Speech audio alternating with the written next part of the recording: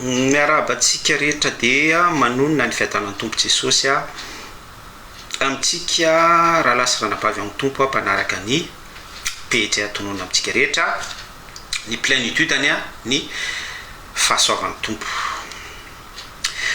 Ny fahefana dia avy amin'Andriamanitra, tsy misy nizaniza na inona na ahoana ka afaka anohitra izay tendrin'Andriamanitra. Titosy toko 7:1-2 mampahatsiarova azy anaiky izay manapaka sy manam-pahefana ano tsara ho vonona amin'ny asa tsara rehetra, tsy teny ratsy olona tsy ho pilady fa ho mpandevitra maneho ny alemem-panahy rehetra amin'ny olona rehetra. Romanina toko 7:1-2 ary ny olona rehetra samy anaiky ny fahefana lehibe, fa tsy misy fahefana fa tsy izay avy amin'Andriamanitra, fa izay misy dia voatendrin'Andriamanitra. Koa izay manohitra ny fahefana dia manohitra ny voatendrin'Andriamanitra, ary izay manohitra izay voatendrin'Andriamanitra izany dia azo fanamelohana. Dia eo ambany misy soratra karaktera gra hoe izay mikitikitika ny olom-boafidin'Andriamanitra dia mikitikitika sy miady amin'Andriamanitra. Tsy safidin'ilay olom-boafidin'Andriamanitra izany fa izay no voatendrin'Andriamanitra. Efitra ny ainga avy tamina pastora anankiray, izy dia pastora mpitondra fiangonana amin'ireny fiangonana zandrin'ireny no nitondra nyity fampahafantarana sy fampahalalana ity atao amin'ny pejiny. Dia izay no hitondrantsika fanazavana tsotra eto anio izay no hitondrantsika famelabelarana ara-tsoratra masina fampahafantarana ny sitrapon'Andriamanitra indray anio. Misaotra anao zay Jesosy raha mbola afaka ifampiaino sy ifampisara eto indray. Ianao no manositra ny teny, ianao no mia ny ady sy ivelan'ny teny rehetra, ny mandritra sy ny ampire mba ho araka ny sitraponao avokoa ny zavatra rehetra izay ambara eto. Ny anaran'i Jesosy Kristy no entinay manambara sy miproklame ny sitraponao. Alleluia, amen. Raha mamaky an'ity Titosy sy Romanina ity isika dia mazava ny soratra masina fa ny fahefana tokoa dia avy amin'Andriamanitra. Ary ny contexte an'ity Titosy sy Romanina ity dia toy ny hoe mila manaiky isika, mila mietra isika eo anoloan'ny sitrapon'Andriamanitra. Ary zay hoe mila manaiky sy mietra eo anoloan'ny sitrapon'Andriamanitra zay dia tsy na ilay sitrapon'Andriamanitra fa misy zany fahefana izay permissive avy amin'Andriamanitra isin'ny olobe amina firenena, izay mihitsy le contexte eto amina fitondrana na amin'ny fiarahamonina. Dia eo no ametrahan'Andriamanitra toy ny hoe obligation, toy ny hoe didy fampahatsiahivana, fampahatsiarovana. Izay raha vakitsika sy atao fitina ity Titosy sy Romanina ity. Misy ihany koa ny toko 9 hafa izay mampatsiainy amin'izay. Tokony ny amin'ny etrentsika ho anatrehan'ny olobe, ny olona atim-panahy, ny ray aman-dreny, ny mpitondra manajany mpitondra anareo sy ny sisa rehetra. Ny anton'izay dia satria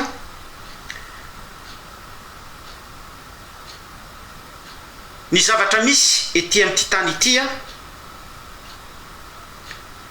dia tokony hiproclame, hiprocure foana ilay fahefana hoe fitiavan'Andriamanitra. Ao anatin'izay le fitiavan'Andriamanitra zay dia misy ny lehibe sy ny kely.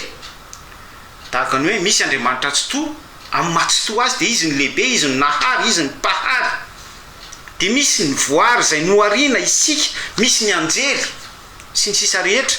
Dia ao anatin'izay ilay loi lalàna, mpankatoa sy ny ankatoavana, mpanaiky sy ny mpifanaiky, ny ekena sy ny mpanaiky, resaka fanekena alliance.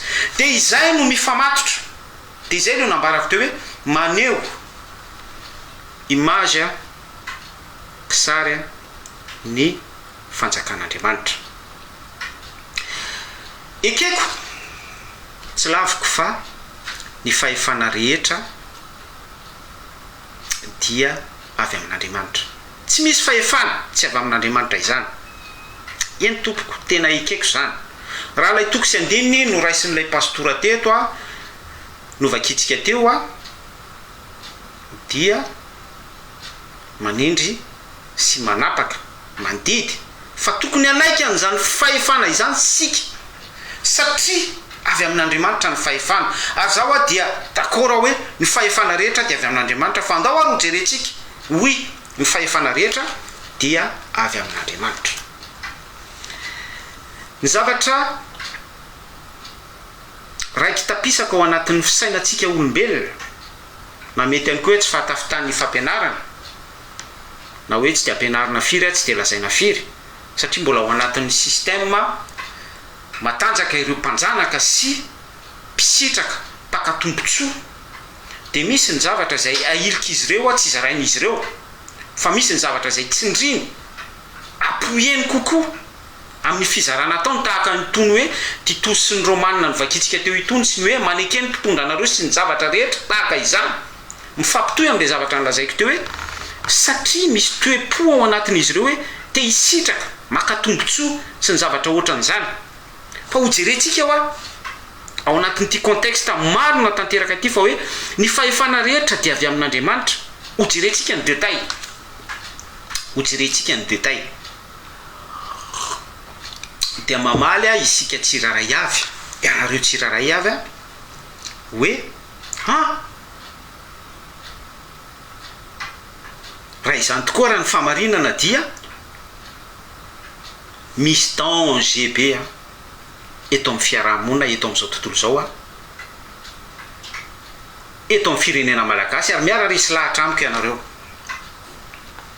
Ny fahefana rehetra dia avy amin'Andriamanitra amafisiko ary manaiky fa ny fahefana rehetra dia avy amin'Andriamanitra ary tena biblika izany tokony anaiky ny fahefana rehetra misy isika rehetra fa avy amin'Andriamanitra izany ekeko fa tena biblika izany hiditra détail ary sika ny zavatra misy ho iaho ary nanazarana ny mpino sy ny vahoaka sy ny fiarahamonina hatramin'izay dia hoe ny fahefany Davida mpanjaka dia avy amin'Andriamanitra any amin'ny Samuela faharoany misy an'izany tantara izany. Ny fahefany Solomona mpanjaka voalohany dia avy amin'Andriamanitra zany ny tantaraina zany no apoheny tsy diso zany marina izany biblika izany.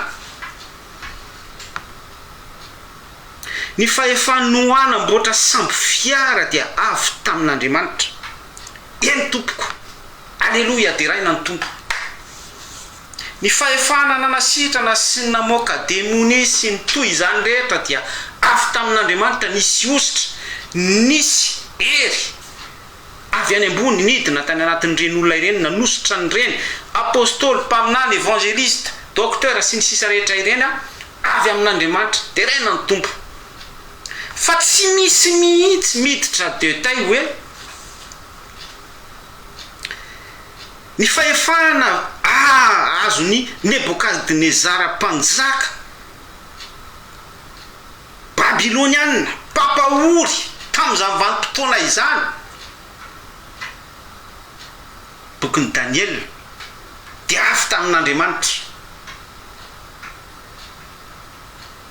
Ny fahefany Aserosy mpanjaka pampahory ny vahoaka Hebreo jiosy tamin'izany vanim-potoana izany bokin'ny Estera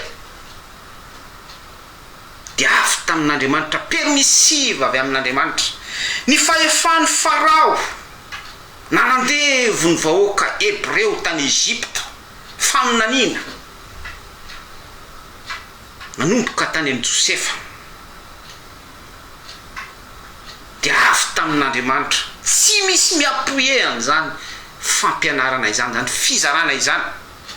Ny fahefana nomena ny Heroda mpanjaka ny Pilato mpanapaka tamin'izany vanim-potoana izany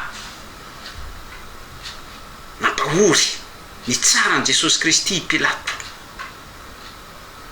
dia avy amin'Andriamanitra. Dia metraka fanontaniana isika hoe non, tsy possible avy amin'Andriamanitra izany. Vakio ny Jaona toko fahasivy amby folo. Vakio ny Jaona toko fahasivy amby folo. Rehefa nisamboriny Jesosy Kristy nokapohana, noratraina, nosatrohana tsilo sy ny sisa rehetra tsy nahita tory Pilato nanofy izy tamin'ny alina nampiantso manokana an Jesosy Kristy de ozy plato tsy fantatrao va fa manana fahefana ozy plato anafaka anao jaona toko fahasivy ambe folo andininy voaloha faraiky ambe folo jaona toko fahasivy ambe folo andininy faraiky ambe folo misy an'izay passage zay manana tsy fantatrao va fa manana fahefana anagadranao ary manana fahefana amotsitra anao matsy an Jesosy Kristy de ozy Jesosy Kristy hoe tsy manana fahefana amiko na de kely akoly ary ianao raha tsy nomena anao avy any ambony izany raha lasirana bavy mifampitohy am'ty contexte ty hoe fahefana rehetra avy amin'Andriamanitra zay ekeko ary tokony hiaranaiky amiko ianao a par rapport amin'ny herin'ny filazantsara dia marina fa ny fahefana rehetra dia avy amin'Andriamanitra fa ale voara ny détail hoe misy ny fahefana avy amin'Andriamanitra izay permissive mba hatanteraka ny sitrapon'Andriamanitra ary zay détail zay a no tsy jerentsika fa varina isika ny amin'ny hoe Davida roi nandavany Goliata nofidian'Andriamanitra fahefana avy any amin'Andriamanitra Solomona mpanjaka endry natapaka na vita nandidy na de jeune ara tamin'ny vahoaka hébreu a Israël nandro fehizay ny fanjakana Israël malgré hoe mpijangajanga i Solomona sy ny sisa rehetra fahefana avy amin'Andriamanitra izany sy ny sisa rehetra ny apôstôly nandroka demonina fahefana avy amin'Andriamanitra izany fa tsy misy mihitsy fisainana sy fieritreretana hoe misy olona ratsy be da be ao amin'ny baiboly arak'ilay niresantsika teo a Nebokadnezara mpanjaka Aserosy mpanjaka Farao a Heroda mpanjaka sy sisa rehetra fahefana avy amin'Andriamanitra avokoa izany permissive misaotra ny vonjiny aina Cruchot manamafy ny zavatra zaraitsika permissive volonté avy amin'Andriamanitra no mametraka an'ilay fahefana mame an'ilay fahefana mame fahafana afahan'ilay mpanapaka ratsy toetra anapaka afahan'Andriamanitra manatanteraka ny planiny eo indrindra isika no hiditra detay inona no anton'izay ny anton'izay a dia tsotra be asara tadidinareo a ny tantaran'ny Saoly mpanjaka rehefa nimenimenina ny vahoaka Israël hoe me mpanjaka zay Andriamanitra tsy toa eo Elohim fa izay rero ny tsy manana mpanjaka mihoatra amin'ny firenena manodidina anay ataovy bogosia ataovy jeune ataovy tsy razoteko le izy tsy asiko sira fa azonareo ilay métaphore tiako amboary de men'Andriamanitra tsy to mpanjaka Saoly mpanjaka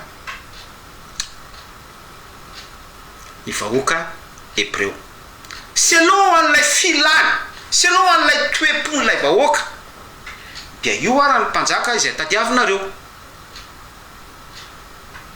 eto santsika dia afaka manambara fa fahefana avy amin'Andriamanitra no ampisiny Saoly mpanjaka fa Saoly mpanjaka nefa dia tsy araka ny sitrapon'Andriamanitra satria raha mamaky an'ilay passage isika manao étude de mazava ny soratra masina hoe ekeo ihany aloha ozy Andriamanitra tsy to tamin'ny Samuela mpaminany dia niran'Andriamanitra tsy to Samuela mpaminany anositra ny Saoly ho mpanjaka zay lay permissive fa ny zavatra tsara voarayantsika de hoe ninina filan'ny zanak'olombelona ninina toepony zanak'olombelona ninina zavatra izay mibahana be ao anatin'ny fisainantsika zanak'olombelona ny hoe izao ny tianay izao ny tsy maintsy ataonao Andriamanitra tsy to izao ny zavatra angatahanay izao ny mahafinaritra anay eken'Andriamanitra daholo zany rehetrarehetra izany ao anatin'ny contexte hoe permissive libre arbitre satria zay ny mahandriamanitra fitiavana an'Andriamanitra fa izay zavatra izay a dia tsy mahasakana mihitsy ny plan an'Andriamanitra tsy to ny amin'ny planny a irosony ary tsy maintsy tanterana raha maka ohatra isika ny amin'ny trompetra farany a ny amin'ny resaka grande tribulation a ny fiandohan'ny fahoriana zay fahianantsika telo taona sy tapany a fanisana any ambony fa tsy fanisan'olombelona ny lelahinota izay sofla izay efa manindry be mihitsy a satria ao anatin'ny antsony hoe contexte douleur de l'enfantement isika irosotsika any amin'ny plan aramagedouna ny ady lehibe farany ny fitsarana farany a ny lavaka tsy hitanonona de ny jerosalema vaovao a tsy mahasakana an'Andriamanitra no amin'izany plan zany mihitsy ny zavatra misy nininona filatsika nininona fisainatsika nininona fieritreretantsika nininona faniritsika sy obsession atsika amin'ny maha olona atsika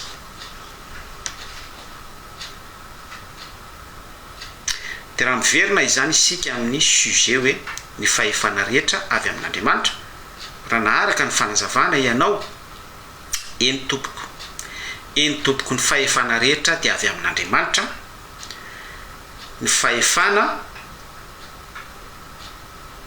avy amin'Andriamanitra dia misy ny contexte hoe permissive volonté divine noho ny toe-potsika zay point zay tena important be mihitsy raha maka ny ka zany figure Madagasikara isika dia Madagasikara ny vahoaka malagasy dia manana n'ilay toe-po hoe tsy mety aminao io mpitondra io aongany 91 tsy mety aminao io mpitondra io aongany 2002 tsy mety aminao io mpitondra io aongany 2009 tsy mety aminao io mpitondra io lay filana foana amin'ilay contexte politique ya démocratie sy ny sisa rehetra atseza politique an'olombelona fa tsy politique an'Andriamanitra no mikorina de miara-zotra amin'izay alaina amin'izay le soratra masina tahaka ny fisamborana an'ity Titosy toko fahatelo nyresantsika teo ity sy ny Romanina toko fahatelo amby folo de nalaina ny verset biblique amin'izay hoe eto miakatra ity firenena ity aza matahotra mino fotsiny ihany nalaina ihany koa ny hoe fitiavana no lehibe indrindra finoana fanantenana fitiavana fa ny fitiavana lehibe indrindra sy ny verset biblique rehetra izay mety amin'ilay olona mitonona ny tenany fa hoe nandray fahefana avy amin'Andriamanitra hoy tena fahefana avy amin'Andriamanitra fa misy an'ilay toe-pony ao anatiny ao dia iny toe-pony iny mihitsy misamborona Andriamanitra ary toy ny hoe atosika Andriamanitra amin'ny toe-pony iny vahoaka malagasy sy lay olona safidiny andeha amin'ny toe-pony iny ahafahan'ny planin'Andriamanitra mirarefy amin'iny isandraka n'ilay planin'Andriamanitra ary andresen'ilay planin'Andriamanitra araka iny toe-pon'ilay olona sy lay vahoaka miray saina sy miray tetika ao anatin'izay toe-po izay image zay de raha zavaiko aminao de hoe navelan'Andriamanitra mihitsy ny tilikambony Babela ho faratapony anakatra ny lanitra mihitsy hongeza be mihitsy dia eo amin'izay no miseho ny fandravana satria izay no ahafahan'ny référence tsara hoe tsy to mpanjaka ny mpanjaka tompo ny tompo mirefy amin'ilay zavatra tena hoe habibiana faratapony de izay no mampisongadina ny herin'Andriamanitra tsy zavatra kely fa zavatra ngeza be amin'ny faharatsiny no sehon'ny herin'Andriamanitra amboniny zay herin'ny faharatsina izay no maneho ny heriny tsy to amin'ny matsy to azy navelan'Andriamanitra mihitsy Farao ny supermetre mihitsy Andriamanitra ny meny mihitsy ny fahefana na mafisiny mihitsy ny fon'ny Farao zany no miteny an'izany fa ny Baibola ny mena an'izay toe-po zay mihitsy Farao fahefana avy amin'Andriamanitra daholo zany ahafahan'ilay herin'ny fahagagana hanandanja par rapport amin'ilay tanjak'ilay pyramide sy ilay esprit maçonnique izay efa nisy tamin'izany vanim-potoana izany ny esprit illuminati tamin'izany vanim-potoana izany ny esprit mpanandevy tamin'izany vanim-potoana izany ny esprit fahatanjahana amin'ny hoe géopolitika matanjaka indrindra tamin'izany vanim-potoana izany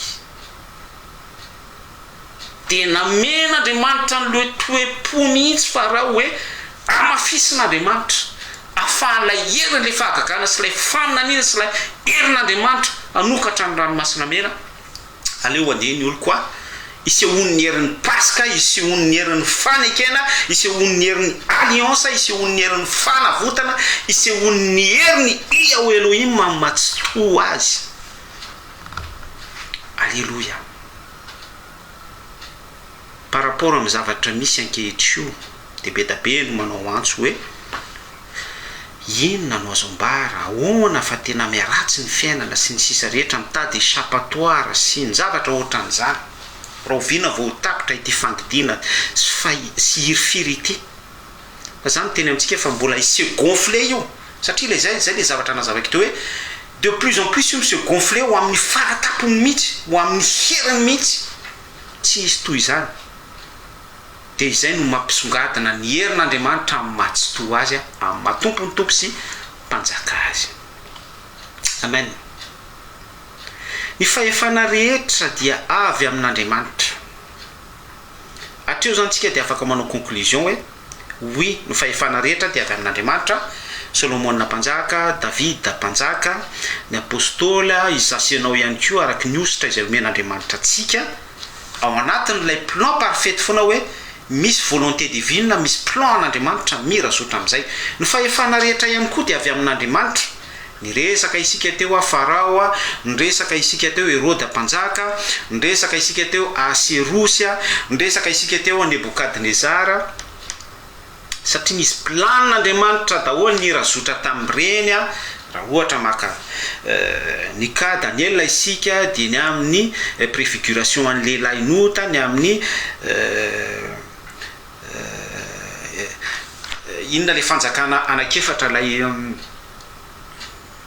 colosse au pied d'argile ao anatiny sika io ao anatiny sika io de tahaka an'izany ny ohatra rehetra zay ndraisika teo hoe misy plan'Andriamanitra daholy mifamatotra amin'ilay toepo ratsy namezana permission ananan'ilay ratsy toetra no ilay toetra n'izay ratsy efa fikirana de iny le toetra ratsy n'iny mihitsy no accentuen'Andriamanitra, men'Andriamanitra permission izy amin'iny. Andriamanitra tsy misy ratsy eo aminy fa men'Andriamanitra fahalalana izy anapatra amin'iny faratsiny iny ahafahan'Andriamanitra mametraka ny planiny sy mandrefy ny plan'Andriamanitra mirazotra amin'iny. Zay ny zavatra tokony ho voaray atsika. Hiditra amika Madagasikara amin'izay ary sika. Hiditra amika Madagasikara amin'izay isika. Raha nivaketsika le jaona toko fahasivy andiny faraiky amby folo teo dia mazava ny soratra hoe tsy misy fahefana, tsy manana fahefana amiko akory ianao ozy Jesosy Kristy tamin'ny Pilato na kely akory raha tsy nomenanao avy any ambony izany. Zay manamafy an'izay zavatra andresantsika rehetrarehetra teo hoe permissiva avy any ambony. Raha mamaky ny jaona toko fahavalo amby folo isika andiny faha enina amby telopolo de zao ny voasoratra any hoe mifanjakako ozy Jesosy Kristy dialogue tamin'ny Pilato ihany vérité contre le mal Jesosy Kristy mamaly amin'ny Pilato ny fanjakako ozy Jesosy Kristy tamin'ny mpisambotra tamin'ny Pilato sy ny ekipany misadressé amin'izao tontolo zao izy dia tsy avy amin'izao tontolo zao fa raha tsy izany sinon ho niady ny mpanompoka tsy voatolotra amin'ny mpanjanaka, tsy voatolotra amin'ny masonika, tsy voatolotra amin'ny sy ny sisa be da be afaka napitsika an'izany ny tenako ozy Jesosy Kristy. Ny fanjakako tsy avy amin'izao tontolo zao. Ny zavatra tokony hovaray antsika dia misy an'ilay contexte biblique Petera voalohany toko faharoa andininy fahasiviny hoe vakitsika vetivety zay ny anaran'i Kristy Jesosy fanomaniko ato le verset Petera voalohany toko faharoa andininy fahasivy vaky toy zao le izy amin'ny anaran'i Kristy Jesosy fa anareo kosa dia taranaka voafity fanjakam-pisorona firenena masina. Rappel ny any amin'ny Exodus toko fahasivy amby folo andininy fahaenina izy io olona narain'Andriamanitra ho an'ny tenany mba ilazanareo ny hatsara n'ilay nyantso anareo hiala tamin'ny maizina ho amin'ny fahazavany mahagaga. Fa ianareo kosa misadressé amin'ny olona concerné an'izay Andriamanitra tsy to teto izy de peuple Israël. Fa ianareo kosa dia taranaka voafidy. Zany hoe nitsoahan'Andriamanitra tao anatin'ny clan izao tontolo zao. Eo no manomboka lay consécration, eo manomboka lay fifidianana. Nanomboka teo ny peuple hébreu dia peuple élu satria nitsoahana tao amin'ny izao tontolo zao izy nitsoahana tao amin'ny Amalekita izy nitsoahana tao amin'ny Jetris izy nitsoahana tao amin'ny mpanompo sampy izy nitsoahana tao amin'ny Jebosita, ny Amorita, ny Etita sy ny sisa rehetra nitsoahana hiparmi ny malagasy izy satria ho ampahafantarina an'ilay Yahweh Elohim je suis révélation tao amin'ny tendrombohitra Horeba tamin'ny alalan'ny Mosesy ny vahoaka Hébreu. Fa ianareo kosa dia taranaka voafidy nitsoahana tamin'ny monde izao tontolo zao tahaka asy anao ihany koa nahazo appel nanolotra ny tenantsika ho an' Jesosy Kristy. Fanjakam-pisorona eto ilay tena important be. Fa ianareo kosa dia taranaka voafity fanjakam-pisorona. Ilay fanjakam-pisorona dia sady mpanjaka no misorona. Sady mpanjaka satria isika no maître amin'ny zavatra rehetrarehetra. Mpanjaka isika. Jesosy Kristy no tompony tompa mpanjaka ny mpanjaka, fa isika kosa no mpanjaka amin'ny zavaboary. Tao amin'ny sany tentsika dia nitsofin'Andriamanitra rano hoe manjaka amin'ny zavaboary rehetra, ny zavamaniry rehetra, ny fihinam-boa sy ny sisa rehetra, anjakatsika avokoa ny metsiketsika, ny any anaty rano sy ny sisa rehetra. Mpanjaka sy mpisorona. Mpanjaka ihany koa sika par rapport amin'ny sitrapon'Andriamanitra. Mibaiko aretina important be ty zavatra lazaiko ity. Mpanjaka isika ny amin'ny problème eo no miseho ny faiblesse amin'ny hoe pino faible, mbola tsy mahatratra tsy miatteindre an'izay dimension mampanjaka azy izay misadresse amintsika ary mampita message y compris an'izany ny tenako. Mpanjaka isika ny amin'ny problème ny épreuve zay atrehantsika ny amin'ny fankapana ao anatin'ny nofy, ao anatin'ny cauchemar, mpanjaka manapaka ny amin'ny zavatra rehetra. Izay no mahampanjaka atsika. Fanjakam-pisorona, hiditra amin'ny fisoronana indray isika. Ny fisoronana dia manamarina n'ilay Romanina 12 atoloro ny tenanareo atao fanatitra velona. Lay fisoronana ihany koa dia ilay maneho an'ilay endrika échelle de Jacob mihitsy raha hiditra resataram-panakely dia i John apôstôly dia nanana ny vision izy, nomena azy ny bokin'ny Apokalypsy na ny fanambarana. Nisorona mihitsy izy tao an-danitra tao ary naseho azy tamin'ny alalan'ny vision. Ny seza fiandrianan'Andriamanitra tsy to naseho azy tamin'ny alalan'ny vision, ny trône de Dieu, ny zava-mananaina efatra sy ny lolona 12 naseho azy ny amin'ny zavatra izay tsy maintsy ho afaingana, ny tombo-kase anaky 7, ny loza 7 sy ny karazan-dovia, ny tribulation, ny grande tribulation, ny Jerusalema vaovao sy ny sisa rehetra, ny kotroka sy ny tonnerre isan-karazany naseho an Jaona avokoa izay ilay fisoronana misy zavatra ara-panamavesatra petaka an'izany vetikamina be mihitsy isoronantsika fa tsy hoe mivavaka fotsiny. Mamonjy intercession, mamonjy fivoriam-bavaka tsotra, mitanisa verset, manamboatra position tahaka ny ataon'ity pastora anankiray ity, maka verset metimety amin'ny tenany dia mitady arrangement par rapport amin'ilay verset ahafahana manorina fanjakana sy ny sisa rehetra. Tsy izy ihany fa izy aloha zao no miseho eto izy no mampiseho ny toetrany sy mampiseho ny karakterany, mampiseho ny appartenance ao anatin'ny corruption zay efa iainany manapaka aminy sy ny ankohonany. Fanjakam-pisorona itsika miala tanteraka amin'izay volonté sy ny filana, izao maolona sy ny filana, mizasy ny ankonaka sy ny filana, je suis sy ny sisa rehetra zay fa miditra amin'ny volonté divine tanteraka. Miverina amin'ny sujet amin'izay tsika hoe fahefana rehetra dia avy amin'Andriamanitra. Izany zavatra ambaratsika izany dia fahefana avy amin'Andriamanitra fa tsy fahefana je suis, fahefana izano maka verset biblika dia mamboatra zavatra be da be ao anatin'ny antsoina hoe corruption, ao anatin'ny manipulation, ao anatin'ny séduction dia milaza fa fahefana avy amin'Andriamanitra. Mamitaka ny tenantsika isika, mamitaka n'Andriamanitra ihany koa isika izay Andriamanitra tsy azo fitana, ary mamitaka olona be da be isika satria be da be mihitsy ny olona no séduit sy azo-pana mahita. D'ailleurs ny ankamaroan'ny olona dia miaina tahotra, miaina fangovita ary filazantsara tahaka an'izany no afafy amin'ny olona, ampitahorina ny olona, anandevozana ny sain'ny olona. Dia hoy aho hoe fotoana izao ibebahana, fotoana izao ifonana fotoana izao a miverena amin'ny fitiavana voalohany. Mazava izany fa ny fahefana rehetra dia avy amin'Andriamanitra, fa misy ny fahefana avy amin'Andriamanitra izay a fanatanterahana ny planin'Andriamanitra, satria Andriamanitra mihitsy no mifidy an'ilay olona ary manome an'ilay fahefana mirazotra amin'izay fifidianana izay araka ny toe-pon'Andriamanitra. Ny fahefana rehetra dia avy amin'Andriamanitra, fa misy ihany koa ny fahefana izay ilay olona no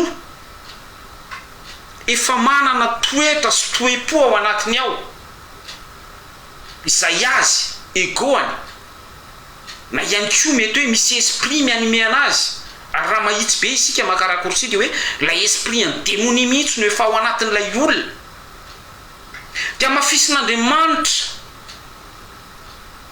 iny fahefan'ilay olona iny, amafisiny amin'ny alalan'ny toe-pony izay amafisin'Andriamanitra ny toe-pon'ilay olona, ahafahan'ilay fahefan'ilay olona manatanteraka ho mirazotra ho pion hiabotira ny sitrapon'Andriamanitra. Tahaka n'ilay tranga be da be no raisitsika ohatra teo. Rehefa nifidy ny mpianatra 12 lahy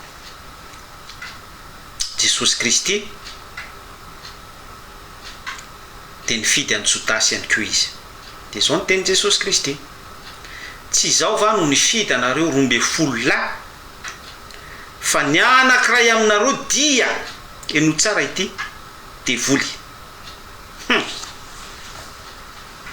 Eto isika dia misy an'ity verset ty tosy toko 7 Romanina toko 7 ity, izay notsindrina be mihitsy par rapport amin'ilay position ahafahany manorona selon an'ny filana an'ilay toerana no safidiana sy fironana firehana hevitra ara-politika associena amin'ny tontolon'ny divinité filazoan-tsara.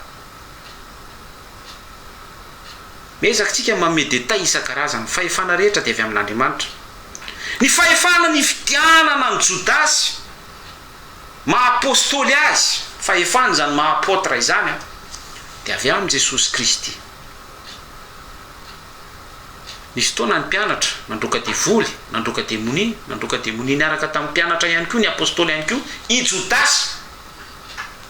Tsy zava no nifidanareo Jesosy Kristy, fa ny anankiray aminareo dia devoly. Fahefana avy amin'Andriamanitra. Miintercepte ny fomba fijerintsika soratra masina zany hoe ny fahefana rehetra dia avy amin'Andriamanitra.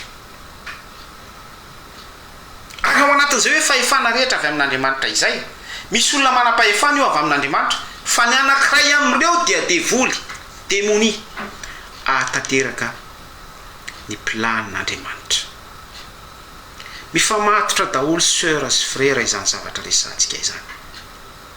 Ary izay foana ny anatanako antsika hoe rehefa mijery soratra masina dia mitadiava n'ilay intimité profonde amin'Andriamanitra, mitadiava n'ilay lien lalina be misy entre anao sy ny tsoto, ahafahan'Andriamanitra tsoto manambara aminao, mba tsy ny olona milaza azy ho manam-pahefana no ilaza ny soratra masina aminao. Ary zany no zavatra misy amin'izao misy faux prophète, ny fahefana rehetra dia avy amin'Andriamanitra, misy faux bishop, ny fahefana rehetra dia avy amin'Andriamanitra, misy faux psorona, ny fahefana rehetra dia avy amin'Andriamanitra, misy faux évangéliste, ny fahefana rehetra dia avy amin'Andriamanitra, misy président de la république, ny fahefana rehetra dia avy amin'Andriamanitra, misy système gendarmerie, ny fahefana rehetra dia avy amin'Andriamanitra, misy sy ny sisa be da be ny fahefana rehetra dia avy amin'Andriamanitra. Misy ny permissive araky ny toe-pon'ilay olona sy lay société dia samborin'Andriamanitra araky ny filan'ny olona ao amin'ilay société, ary amafisin'Andriamanitra amin'iny ny toe-pon'ilay olona araky ilay soany safidiny. Ndana mihitsy ary ataovy e, ndana tanterao e, ndana avitao, fa ny planiko ane vitako foana ho izy Andriamanitra tsy to e, tsy mila aniza siza Andriamanitra anatanteraka ny planiny. Fa io filatsika sy toe-potsika sy fahefana tonga ego ao anatitsika io, izay ilay toe-potsika io ihany no ahodin'Andriamanitra ho fahatanterahany planin'Andriamanitra. Raha araka ao ilay fanazavana rehetra teo izay ny zavatra misy ary ny tena pira de hoe mifidy devoly mihitsy Andriamanitra ahafahan'ny planina famonjena ho tanteraka. Raha manao fitana izany sika dia sady manome torohevitra miendrika fampitandremana de hoe aoka izay ny fisamborana toko sy andininy ao amin'ny baiboly, anamboaranao position, anamboaranao anorenanao tilikambo, anorenanao lapagode, anorenanao zavatra tahaka izany fa tsy mahasakana ny fiasan'Andriamanitra mihitsy izany. Malgré hoe manana an'izay toe-po zay isika vahoaka malagasy, manana an'izay ego ao anatintsika izay isika mpitondra, manana an'izay définition be da be mifanampy amin'izay isika zanak'olombelona izao génération izao, dia omen'Andriamanitra mihitsy ny permission isiny otrika averiko ihany hoe isiny otrika eo amin'ny fiainantsika zanak'olombelona. Ilay otrika de tsy inona fa iny toetra tsika iny no mitombo manotrika mibotsina toy ny karbonetra, mofasina karbonetra sy ny fampitomboana rehetra. Un jour ou l'autre iny mirefitra mipoaka de miaraka amin'izay lay sitrapon'Andriamanitra amin'izay tanteraka ho azy. Fei sokafo ny masonao fa na dia marina tsy misy diso ary ny tenin'Andriamanitra ny amin'ny hoe ny fahefana rehetra dia avy amin'Andriamanitra, dia misy mihitsy ny démonie saborin'Andriamanitra ny toe-pony sy ny toe-tsainy ny toe-panahiny amin'ny mahazanaky ny démonie azy iny mihitsy no isamboran'Andriamanitra azy ary mafisin'Andriamanitra amin'iny ny fony sy ny mpiara-dalana aminy ho fahatanterahany planin'Andriamanitra. Tsy izao va no nifidy anareo ozy Jesosy Kristy nefa ny anankiray aminareo démonie. Ka alefasy lavitra ihany ny sainao fa so de hiparmi an'izany ka zany ianao, so de hiparmi an'izany ka zany lay olona tohananao, so de hiparmi an'izany ka zany ity olona kanao verset Titos toko 7 andininy voalohany sy faharoa, Romanina toko 7 andininy voalohany sy faharoa ity. Fa amin'izay fotoana izay dia manao avocat de diable ianao. Averiko tsara, amin'izay fotoana izay dia manao avocat de diable ianao, satria lay zanaky ny aizana araky ny toe-pony pampahory pampijary araky ny toe-pony tia mamona manompo mamona araky ny toe-pony efa corrompu araky ny toe-pony je suis araky ny toe-pony mifampiraraha amin'ny faux prophète be da be isan-karazany nanomboka tany amin'ny Joana sy ny sisa rehetrarehetra, ny velany Joana sy ny tsy velany Joana. Ohatra izany dia tohanantsika, tohanako amin'ny verset biblika ary ilazako fa Andriamanitra no ambadiky zany rehetrarehetra izany. Oro anefa tsy misy araky ny vokatry ny fanahy, tsy misy araky ny volonté divine ny zavatra miseho. Dia izay le nambarako teo hoe lasa avocat de diable ny tenako. Mafy de mafy ny tsaranantsika amin'izay vanim-potoana izay, ka mbola fotoana zao ahafahantsika mibebaka. Ekeko fa ny fahefana rehetra dia avy amin'Andriamanitra, dia angatao zay ilay fahefana avy amin'Andriamanitra izay raha ny zanaka no manafaka dia ho afaka tokoa ianareo samy isika mibebaka manomboka any am-pitondra, samy isika mibebaka isika vahoaka tsirairay, samy isika mibebaka isika mpitondra fiangonana satria responsable ihany koa isika amin'ny fampitehana nisy ny égarement, nisy ny tsy fandraisana andraikitra tamin'ny lafiny rehetra, naovana antsoava amintsika rehetra, andao sika hibebaka, andao sika hivavaka hiferina amin'Andriamanitra tsy toa dia hiditra ao amin'ilay rindra mpandaminan'Andriamanitra, volonté divine, fanjakam-pisorona, fa tsy andeha am'ilay toe-potsika amin'ny mahisika atsika amin'ny maha-olombelona izay andevonotatsika isika. Zay no azoko nambara fa raha soatsika rehetra dia atain'Andriamanitra manaraka indray a raha lasy ranapa veloma tompoko.